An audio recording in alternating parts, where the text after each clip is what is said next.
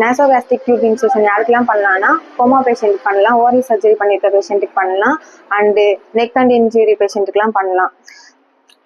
எதனால அவங்களுக்கு இதெல்லாம் பண்றோம்னா அவங்க வாய் வழியா ஓரளவு ஃபுட் எடுத்துக்க முடியாது, அதனால நோஸ் வழியா டியூப் போட்டு டைரக்டா ஸ்டொமக் ஃபீட் கொடுக்க போறோம்.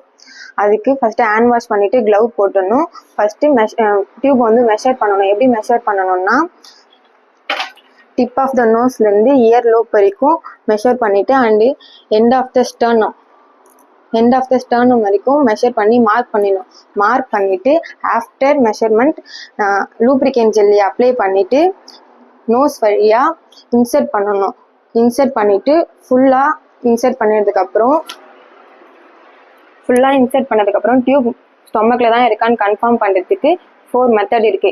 என்னென்ன மெத்தட்னா aspiration, auscultation, bubble with water and x ray.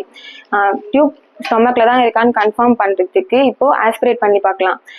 எப்படி ஆஸ்பிரேட் பண்ணலாம்னா 10 ml சிரஞ்ச் எடுத்து டியூபோட இன்சர்ட் பண்ணி ஆஸ்பிரேட் பண்ணி பார்த்தா ஸ்டொமக் கண்டென்ட் வரும். ஸ்டொமக் கண்டென்ட் வந்துச்சு அப்படின்னா டியூப் ஸ்டொமக்ல தான் இருக்கு அப்படின்னு சொல்லிட்டு நம்ம கன்ஃபார்ம் பண்ணிக்கலாம். கன்ஃபார்ம் பண்ணதுக்கு அப்புறம் அட்ஹெசிவ் டேப் வச்சு டியூபை வந்து பிளேஸ் பண்ணிக்கணும். தேங்க்யூ.